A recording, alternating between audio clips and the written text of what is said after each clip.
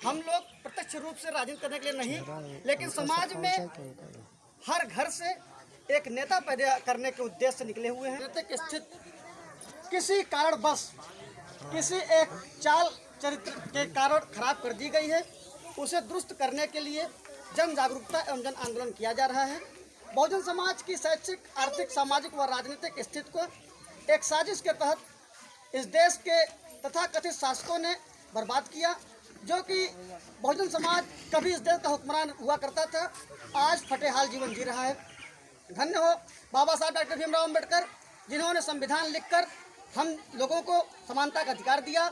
अन्यथा इस देश के मूल निवासी इस देश में कीड़े मकोड़े तरह जीवन जी रहे थे, ये सर्वविदित है।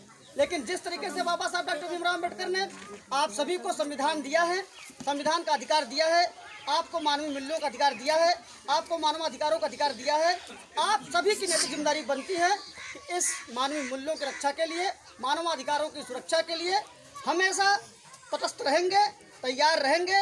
अगर इसमें आपके मानवीय मूल्यों के साथ कोई आघात होता है, आपके मौलिक अधिकारों का हनन होता है, तो भीम सेना को लेकर के मैं पहली पंक्ति में बहुजन समाज के मान, सम्मान, स्वाभिमान के लिए आगे रहूँगा, ये आपसे वादा रहा। सम्मानित साथियों, आने वाले 2022 में विधानसभा का चुनाव भी होना है। जैसा कि सर्वविदित है, भीम सेना एक गैर राजनीतिक संगठन है, लेकिन हम लोगों के राजनीति में पदार्पण न करने के कारण बुरे लोग राजनीति में आ रहे हैं और हम पर एक हुकूमत कर रहे हैं।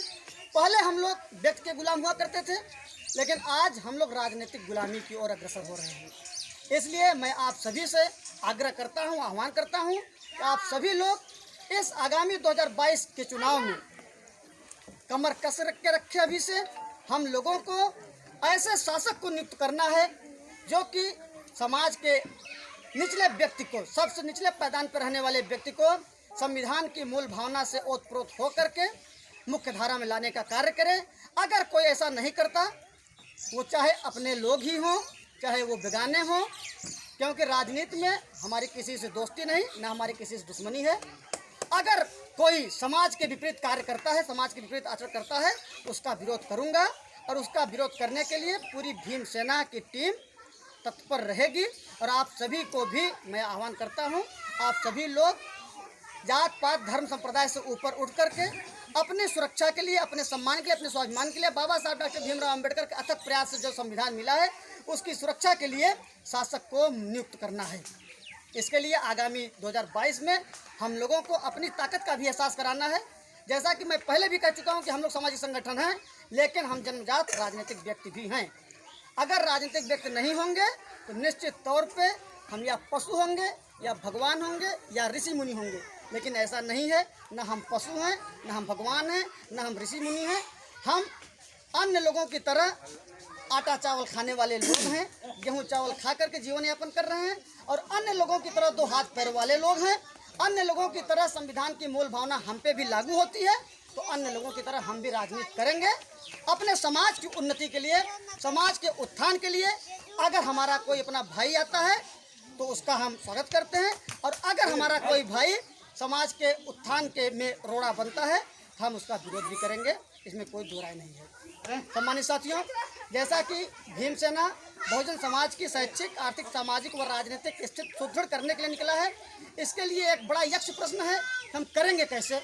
आज देखा जाए तो सरकार के द्वारा प्रत्येक 1 किलोमीटर पर प्राइमरी स्कूल खोला गया है, प्रत्येक 3 किलोमीटर पर मिडिल विद्यालय खोला गया है, लेकिन हम बहुजन समाज के बच्चों को साक्षर किया जा रहा है, शिक्षित नहीं किया जा रहा है। हमारे बच्चों को विद्यालय में खिचड़ी खिला करके उनकी मनोभावनाओं को दबाने के लिए, उन्हें फकीर भिखमंगा बनाने के लिए, उनके अंदर बाकायदे भिक्षावृत्ति की भावना भरने के लिए खिचड़ी की व्यवस्था की गई है। जो कि हमारा बच्चा घर से कापी किताब कम लेकर जाता है, प्लेट गिलास जरूर लेकर जाता है। ये भीम सेना मांग करती है कि प्रत्येक सरकार द्वारा संचालित विद्यालय में कक्षा के हिसाब से विषय के आधार पर अध्यापक रखे जाएं, अध्यापकों को गैर जनपद स्थानांतरित करा करके उनसे शिक्षण कार्य कराया जाए। क्योंकि अगर आपके गांव का अध्यापक आपके गांव में विद्यालय में पढ़ाएगा तो निश्चित तौर पर वो आपके बच्चे को शिक्षित नहीं करेगा, क्योंकि पहली बात उसके अंदर एक ईर्ष्या भावना है कि फलाने का बच्चा शिक्षित हो जाएगा तो मेरे बराबर हो जाएगा। दूसरी बात, वो आपके गांव की राजनीति में लिप्त रहता है और वो नहीं चाहेगा कि आपका बच्चा शिक्षित हो। अगर आपके गांव का कोई अध्यापक दूसरे जिले में अध्ययन कार्य कर रहा है तो वहाँ पर शिक्षण कार्य सही करेगा। तो भीमसेना की यह मुख्य मांग है कि अध्यापकों को गैर जनपद तबादला करा के उनसे शिक्षण कार्य कराया जाए। जो विद्यालय में मिड डे मील व्यवस्था चलाई जा रही है उसको तत्काल प्रभाव से बंद किया जाए। बच्चों को अगर सरकार कुछ देना चाहती है तो छात्रवृत्ति दें और हमारे बच्चों को शिक्षित नहीं, साक्षर नहीं, शिक्षित किया जाए, जिससे बहुजन समाज का बच्चा भी हुक्मरान बन सके। आज आप देख रहे होंगे कि व्यक्ति एक है, कानून एक है, संविधान एक है, देश एक है, लेकिन शिक्षा नीति अलग अलग है। स्टेट लेवल की शिक्षाएं हैं, केंद्र लेवल की शिक्षाएं हैं, अंग्रेज की अलग शिक्षा है, अमीर की अलग शिक्षा है, गरीब की अलग शिक्षा है, हिंदू की अलग शिक्षा है, मुसलमान की अलग शिक्षा है। ये हम किस देश में जी रहे हैं? हमें इसका भी विरोध करना है और हम इसकी पुरजोर मांग करते हैं भीमसेना के बैनर तले, भीमसेना के तत्वाधान में, कि बहुजन समाज के उत्थान तभी होगा जब इस देश में समान शिक्षा व्यवस्था की और समान पाठ्यक्रम पढ़ाई लागू हो।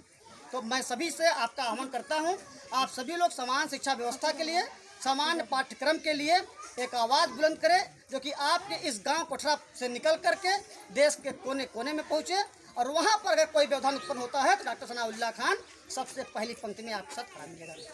इसी तरीके से आपकी आर्थिक स्थिति की बात है।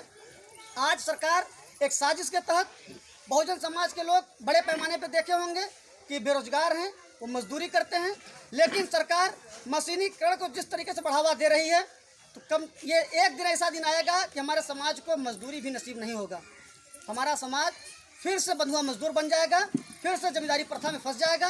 इसलिए भीमसेना की ये मुख्य मांग है कि सरकारी तथा सरकार से द्वारा प्रायोजित ठेकेदारी कार्यों में मशीनीकरण व्यवस्था को तत्काल बंद किया जाए। हमारे लोगों को, जो कामगार लोग हैं, कमेरा लोग हैं, इनको अधिक से अधिक रोजगार सृजित किए जाएँ, इनको रोजगार के अवसर उपलब्ध कराया जाए। और आज देखा जाए तो महंगाई चरम पर है। लोगों का, जो सरकारी कर्मचारी अधिकारी हैं, उनका 60,000, 70,000, 1 लाख रुपए में जीवन यापन नहीं हो पा रहा है। वो अपने वेतन वृद्धि के लिए आंदोलन करते हैं। नेताओं का 1.5 लाख रुपए वेतन है, लेकिन उनका जीवन यापन नहीं हो रहा है, वो अपना वेतन बढ़ा ले रहे हैं। लेकिन ये हमारा बहुजन समाज जो कि 300 रुपये की मजदूरी पर अपने जीवन व्यतीत कर रहा है, मैं बहुजन समाज का आह्वान करता हूँ, आप इस 300 रुपये में नहीं, 3000 रुपये आपको मजदूरी चाहिए। आप उठ खड़े होइए, मैं आपके साथ कंधे से कंधा मिलाकर आपकी इस लड़ाई को अंजाम दूंगा। और सरकार से मांग करता हूं कि सरकार आपकी जो ये पारिश्रमिक रेट है, मजदूरी रेट है, उसको बढ़ाए। 300 रुपये में जीवन यापन नहीं हो पा रहा है गरीब समाज का। और गरीब समाज कौन है? हमारा बहुजन समाज है। हमारा बहुजन समाज क्या है? दलित, पिछड़ा, धार्मिक अल्पसंख्यक समाज ही बहुजन समाज है। इस समाज के उन्नति में सरकार रोड़ा अटका रही है कि मशीनीकरण व्यवस्था बहाल की हुई है। मैं आज मीडिया के साथी भी हैं, इन मीडिया बंधुओं के माध्यम से सरकार को भी ये मैसेज देना चाहता हूँ कि मेरी मांग को अगर स्वीकार न किया गया, मशीनीकरण व्यवस्था बंद न की गई, तो मुझे मजबूरन सरकार द्वारा प्रायोजित मशीनीकरण व्यवस्था को फूंकना पड़ेगा। इनका विरोध करने के लिए इनको जलाना पड़ेगा। और मैं आप सभी का इस पुनित कार्य के लिए आह्वान करता हूँ। भीमसेना जिंदाबाद, भीमसेना जिंदाबाद, भीमसेना जिंदाबाद, भीमसेना जिंदाबाद, भीमसेना जिंदाबाद।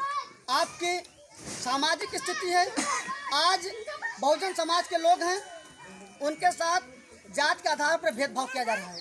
आप कहीं सुने होंगे कि जात के आधार पर उन्हें मार दिया गया। मूछ, चमार जात का, पासी जात का, अनुसूचित जात का, कोई भी अगर मूछ रख लिया, उसकी मूछें काट दी गई, उसकी हत्या कर दी गई। आज दिन समाचार में देखने को, सुनने को आ रहा है।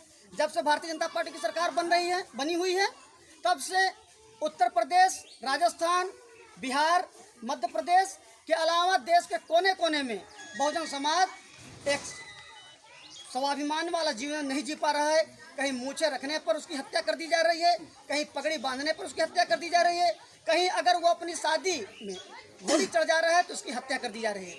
मैं इन मनुवादियों से पूछना चाहता हूँ कि घोड़ी चढ़ने वाला दलित समुदाय क्या आपके बीच का नहीं है? और ये घोड़ी जो है, ये घोड़ी पशु है या आपकी बहनियाँ लगती है, जो कि जब वो दलित समाज अगर घोड़ी चढ़ जाता है तो आप बिदक जाते हैं। काहे बिदक जाते हैं भाई? अगर इस देश का बहुजन समाज इस देश का नागरिक है, इस देश का मूल निवासी है, और आप घोड़ी चढ़ते हो तो उसे भी घोड़ी चढ़ने का अधिकार है। अगर आप बिदकते हो, मैं मजबूरन यह कहूँगा ये घोड़ी आपकी बहन लगती है। अगर आपकी बहन नहीं लगती तो आप बहुजन समाज को सम्मान संविधान से उसकी बिंदारी निकालने के लिए, उसकी बारात निकालने के लिए आप खुद आगे आएं। अन्यथा ये बहुजन समाज अगर आक्रोशित होगा तो आपको पुनः अपने देश वापस जाना पड़ेगा, क्योंकि अब बहुजन समाज वो नहीं रह गया आज से 70 साल पीछे वाला।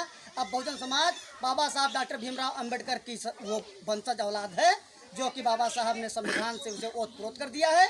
आज का बहुजन समाज मानवर मसीहा कांसीराम साहब के द्वारा शिक्षित संगठित बहुजन समाज है। आपकी ईंट से ईंट बजाने का कार्य कर देगा।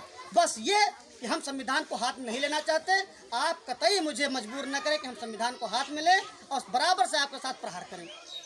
इसी के साथ जब हमारे पास शिक्षा हो जाएगी, आर्थिक व्यवस्था हो जाएगी, सामाजिक न्याय की प्राप्ति लाठी के बल पर लिया जाएगा।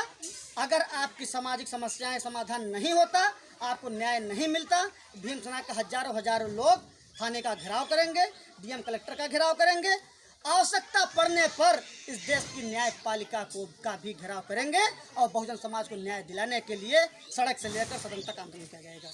इसी के साथ मुख्य मांगों में भीमसेना की जो राजनीतिक स्थिति है, भीमसेना इसी तरीके से गांव-गांव जा करके अपने समाज के पढ़े लिखे नौजवान साथियों को ये बताना चाहती है कि आप राजनीतिक गुलामी त्याग दें।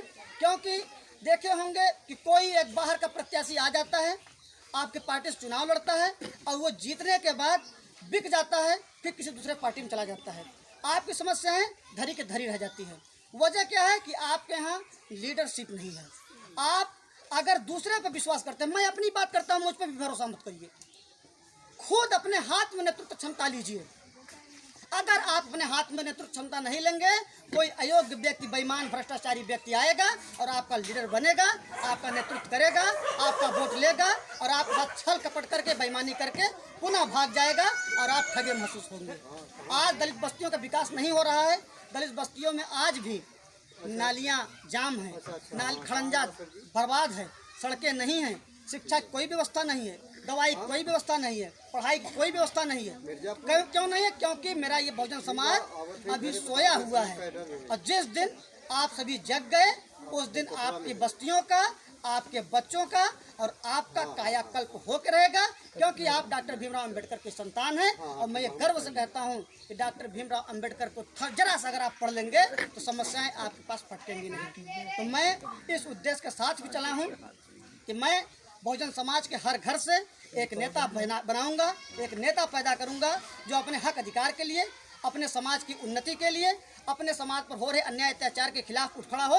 और अगर वहां पर उसमें कोई भी कमियां आती है, वो लड़ाई को नहीं अंजाम पहुंचा पा रहा है, तो मैं सबसे पहली पंक्ति में आपके साथ रहूंगा। ये मैं आपसे वादा करता हूं। डॉक्टर सनाउल्लाह खान साहब जिंदाबाद, डॉक्टर सनाउल्लाह खान साहब जिंदाबाद, डॉक्टर सनाउल्लाह खान साहब जिंदाबाद, डॉक्टर सनाउल्लाह खान साहब जिंदाबाद, डॉक्टर सनाउल्लाह खान साहब जिंदाबाद। इसके साथ मैं आप सभी से वादा करता हूं कि भीमसेना का कारवां जिस तेजी के साथ, जिस तरीके से आप लोगों ने मुझ पर विश्वास किया, आज एक बहुत बड़ा ट्रेंड चल रहा है हिंदू मुसलमान का। दलित समुदाय जो कि हिंदू नहीं है, लेकिन फिर भी कभी कभी भगवा बांध लेता है जबरदस्ती वो पहुंच जाता है रामायण करने, पाठ करने। लेकिन जो ये ट्रेंड चल रहा है हिंदू मुसलमान का, उसको आपने दरकिनार करके मेरे नेतृत्व को स्वीकार किया है, मुझे अपना नेता माना है। तो मैं आज इस मंच के माध्यम से आपको विश्वास दिलाता हूँ, ये विश्वास दिलाना चाहता हूँ, ये मेरी एक दिल की आत्मा की आवाज़ है कि मैं आपके साथ, आपके हितों के साथ समझौता नहीं होने दूंगा। टूट जाऊंगा, बर्बाद हो जाऊंगा, खत्म हो जाऊंगा, लेकिन बिकूंगा नहीं, ये मैं आपसे वादा करता हूँ। भीमसेना जिंदाबाद, भीमसेना जिंदाबाद, भीमसेना जिंदाबाद, भीमसेना जिंदाबाद, भीमसेना जिंदाबाद। कोई भी स्टेप होगा वो मुझे अगर लेना है, वो सामाजिक स्टेप हो, राजनीतिक स्टेप हो, समाज के हक अधिकार की बात हो, समाज के मान सम्मान की बात हो, मैं वो बात आपके पटल पर रखूंगा जिस बात को आप सभी लोग एक मत होकर के, एक सहमत होकर के कहेंगे कि ये उचित है। उसी कदम, मैं उसी कार्य के लिए कदम आगे बढ़ाऊंगा। अन्यथा मैं वो सुपर पावर नहीं हूँ जो कि भीमसेना आप पर थोप देंगे या मैं आपकी अपनी बात को आप पर थोप दूंगा। मैं आपकी हर एक बात के लिए, हर एक आपके अधिकारों के लिए अनवरत लड़ रहा हूं और लड़ता रहूंगा। कहीं अगर आपको लगे कि डॉक्टर सनाउल्लाह खान बेईमानी को अग्रसर हो रहा है, एक बार मुझसे रूबरू होकर पूछ लेना। पूछ लेने के बाद मेरे नेतृत्व को लात मार के चले जाना। कतई ऐसा नेतृत्व स्वीकार न करना जिस नेतृत्व में आपको ठगी महसूस हो। और मैं आइंदा आगे के लिए भी कह रहा हूँ, मैं रहूँ या न रहूँ, भीमसेना का मिशन आप सभी को चलाना है। कल हो सकता है आज मैं ईमानदार हूँ, मुझे बेईमानी करने का मौका नहीं प्राप्त हुआ है, कल शायद मुझे बेईमानी करने का मौका मिल जाए। अगर मैं बेईमानी की तरफ अग्रसर हो जाऊँ तो आप सभी स्वतंत्र हैं मेरा साथ छोड़ देने के लिए। अब मैं आप सभी से इस मीडिया के माध्यम से, मंच के माध्यम से कहता हूँ कि आप तुरंत मेरा साथ छोड़ करके अपने इस बैनर को थाम लेना और इस बैनर से मुझे बाहर कर देना, क्योंकि बाबा साहब का मिशन उतना नहीं चाहिए और किसी बेईमानी के भेंट नहीं चढ़ना चाहिए। अगर जिस दिन लगे कि डॉक्टर सनाउल्लाह खान बेईमान हो गया है, आप इस बैनर को थाम लेना, मैं अपने घर बैठ जाऊंगा। इसी के साथ मैं कुमारी अनीता को कोई गिफ्ट नहीं दे सका, एक बैग आना हो गया, एक उपहार स्वरूप मैं भेंट दे रहा हूँ आपको, ये कि आज ब्लॉक अध्यक्ष से आपको प्रदेश महासचिव महिला मोर्चा नामित कर रहा हूँ। यही मेरा उपहार है और आज मौका लगेगा फिर से गिफ्ट दिया जाएगा आपको, लेकिन आज मेरा ये उपहार है आपको कि आज से आप ब्लॉक अध्यक्ष नहीं, उत्तर प्रदेश की प्रदेश महासचिव महिला मोर्चा नामित की जा रही हैं।